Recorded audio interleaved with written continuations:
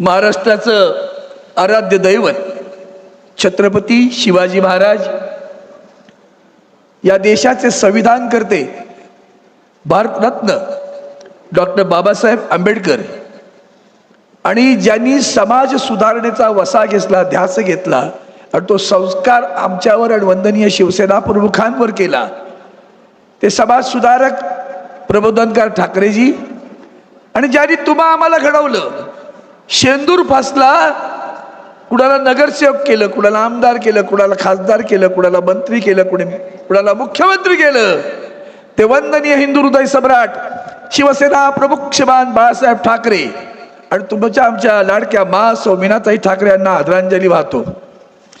आजची सभा एका वैशिष्ट्यपूर्ण दिवसावर आहे साहेब। आज शनिवार 27 जून हाच दिवस शिवराज्याभिषेक दिन आहे। या शिवराज्याभिषेक दिनाच्या दिवशी तुम्ही यवतमाळमध्ये आलात। आम्ही यवतमाळच्या शिवसेनेच्या वतीनं आपलं हार्दिक स्वागत करतो। साहेबांच्या सोबत उद्याचा आमचा सूर्य, उद्याच्या महाराष्ट्राची आशा आकांक्षा स्वप्न साकार करण्यासाठी सन्माननीय युवा सेना प्रमुख आदित्यजी ठाकरे या ठिकाणी आले। त्यांचं जोरदार टाळ्यांच्या गजरात आपण स्वागत करूया। कधी कधी नावात काय आहे असं म्हटलं जातं, आता ते सांगत होते देरकर, पण मला आश्चर्य वाटत राहतं, इथे एक संजय आहेत, तिथे एक संजय आहे। तुम्हाला कुठले संजय अभिप्रेत आहेत? संजय राऊत साहेब या ठिकाणी आलेले आहेत, ज्यांनी स्वतः सगळं जेल भोगली, परवा नाही केली, किती दबाव आला, पण ढाण्या वाघ वाकला नाही बरं।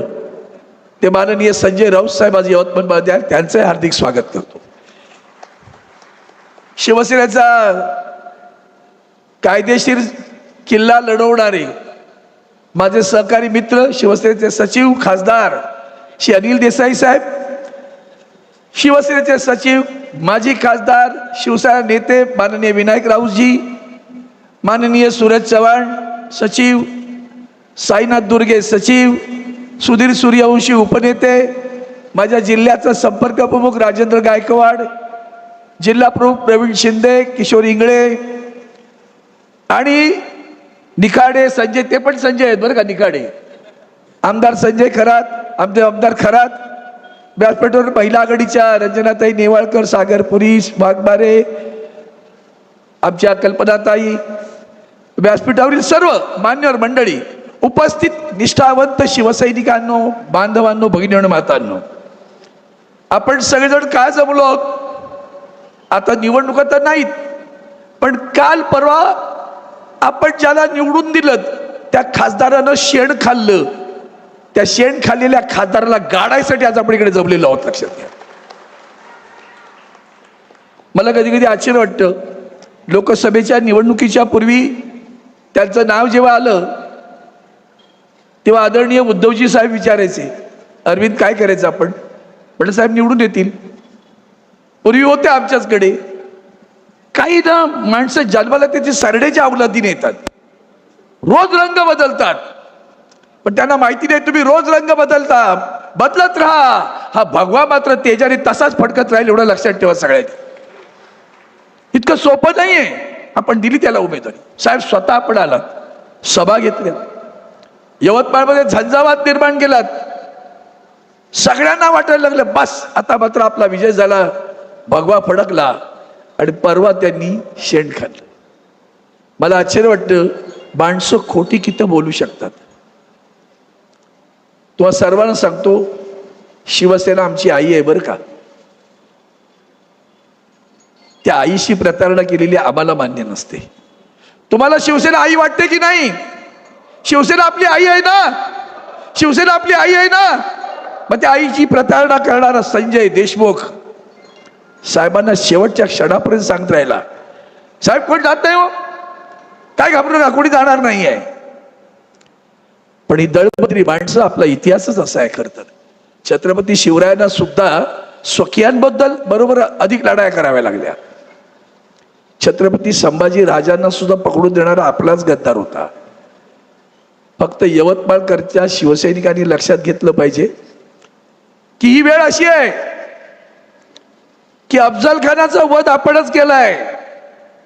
हे तर शेळपट आहे, ती झाडाच्या फांद्या आहेत, ते मूळ तिकडं आहे, ते दिल्लीत बसलंय. बरं, त्याला आव्हान देणारे छत्रपती शिवाजी महाराज होते. आणि आजच्या काळात त्यात दिल्ली शहरांना आवाज देणारे कोणी ह्या देशात असेल तर ते उद्धवजी ठाकरे साहेब आहेत. लक्षात घ्या. हिंमत होत नाही कुणाची. तुम्हाला काय वाटतं दबाव येत नाही? संजय राऊत साहेबांचं उदाहरण आत्ताच दिलं ना. काय आमच्या आदित्यजी ठाकरेंच्या बद्दल केलं होतं? कुठल्या खालच्या पातळीवर जाऊन एक उभारणारा एक युवा नेता, त्याचं चारित्र्य हनन करायचं, त्याला खच्चीकरण करायचं. कशासाठी? आटापिटा फक्त सत्तेसाठी. भारतीय जनता पार्टी याचं मूळ आहे. मला जुन्या खूप आठवणी येतात, पण आज उद्धवजी ठाकरे साहेब आहेत. पण विसरू नका बरं साहेब, तुमच्या समोर सांगतो, आज देशात जर कोणी कपटी पार्टी असेल ना, कपट कारस्थान करणारी, तर ती भारतीय जनता पार्टी आहे. आणि कृतज्ञ कोण असतील तर त्या भारतीय जनता पार्टीत आहेत. एक किस्सा फक्त सांगतो मुद्दाम. हे आताचे पंतप्रधान, त्यांना कोण विचारत नव्हतं त्यांच्या पक्षात, उपोषणाला बसले होते एकदा.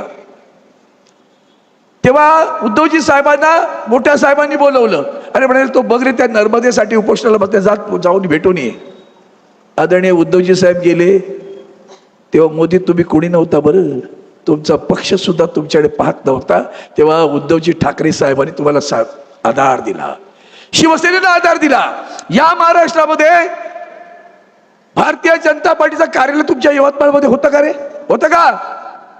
भारतीय जनता पार्टीचं कार्यालय होतं का 40 वर्षापूर्वी? वंदनीय हिंदू हृदय सम्राट शिवसेना प्रमुखांनी हिंदुत्वाच्या भूमिका घेऊन यांना हात दिला. साहेबांचं एकच वाक्य होतं, मी महाराष्ट्र पाहतो, तुम्ही राष्ट्र पहा. त्या महाराष्ट्र पाहतो म्हणणाऱ्या त्या तंबूत सुद्धा हा उंड घुसला. तुम्ही एक लक्षात ठेवा, ते जे काय रामायणातलं श्रीराम वरे जे आहे ना, त्याला मात्र भुलू नका बरं. उस डोंगा पर रस नाही डोंगा, काय भुललासी वरलिया रंगा. लाडक्या बहिणींनो खास सांगतो, उस डोंगा पर रस नाही डोंगा, काय भुललासी वरलिया रंगा. वरच्या रंगाला भुलू नका, वरच्या आमिषांना भिडू नका. कधी बहीण बनतील आणि काही पैसेही काढून घेतील. तुमची मतं विकत घेणारी माणसं आहेत. आज साहेबांना फक्त एकच वचन आपण द्यायचंय. साहेब, यवतमाळच्या जिल्ह्याच्या वतीनं आम्ही सारे हे जमलेले निष्ठावंत शिवसैनिक आपण वचनबद्ध व्हायचंय. साहेब, उतरणार नाही, मातणार नाही, भगवा पडकविल्याशिवाय स्वस्थ बसणार नाही, हे आपला ब्रीद असलं पाहिजे. आणि त्यासाठी आपण सगळेजण जमलेलो आहोत. ही माणसं विकली जातात तेव्हा केवढ्या वेदना होत असतील. किती तुम्ही विचार केला का कधी? साहेबांना किती वेदना होत असतील. बीज लावायचं, पाणी घालायचं, झाडाला फुलवायचं, फुलं आली, फळं आली, तो वृक्ष पाहायचा, आणि हा सगळा डवरलेला वृक्ष सहज पटकन पानगळ होती तसा निघून जायचा. म्हणून तुम्हाला सर्वांना आज आवाहन करतोय, आपण जमलोय ना, तर हा मेळावा निष्ठावंतांचा आहे, विष्ठावंतांचा नाही. या मेळाव्यामध्ये आपण शपथ घेऊया. साहेब, तुम्ही आलात, संजय देशमुखला तर गाडूच, ते 2 संजय आहेत बरं. या जिल्ह्याला काळीमा पासणारे 2 संजय आहेत ना? 2 संजय आहेत की नाही जिल्ह्यात? काळीमा पासतात की नाही? भ्रष्टाचारी, व्यभिचारी, अनाचारी, दुराचारी सगळे तिकडे बसलेले आहेत. आणि यांना गाडायचं असेल तर आज आपण शपथबद्ध उद्या, कारण आज शिवराज्याभिषेक दिन आहे. भगवा फडकवायचा या भावनेनं आपण आलात, तुमचं मनापासून स्वागत करतो. पत्रकारांनी लक्षात घ्या, खासदार गेला म्हणून कुणी गेलं नाही बरं का. तो तिकडे कुठेही गेला असेल, पण यवतमाळचा शिवसैनिक आजही आदरणीय उद्धवजींच्या नेतृत्वावर विश्वास ठेवून कटिबद्ध झालेला आहे. त्यांनी शपथ घेतली आहे. साहेब, आम्ही तुम्हाला शपथ देतो, तुम्ही जो विश्वास आमच्यावर टाकलाय ना, तो विश्वासघात आम्ही कधीही करणार नाही. आणि तुमच्या मनातलं नव्हे, यवतमाळकरांच्या मनातलं नव्हे, यवतमाळकरांनी सुद्धा लक्षात घ्या, मतदान करणाऱ्या मतदारांनी सुद्धा लक्षात घ्या. तुम्ही मतदान मशालीला केलं, तुम्ही मतदान शिवसेनेला केलं, तुम्ही मतदान आदरणीय उद्धवजी ठाकरे साहेब यांच्यावर विश्वास ठेवून केलं. त्या मतदारांच्या पाठी सुद्धा खुपसला गेलाय. त्या मतदार आणि शिवसैनिक सगळ्यांनी जागरूक राहा. त्यांची निवडणूक सुरूच झाली आहे, आपलीही आता सुरू झाली. आता किती वार करा, आम्ही पलटवार करू आणि भगवा फडकवू अशी शपथ घेतो आणि आपली रजा घेतो. जय हिंद, जय हिंद, जय हिंद.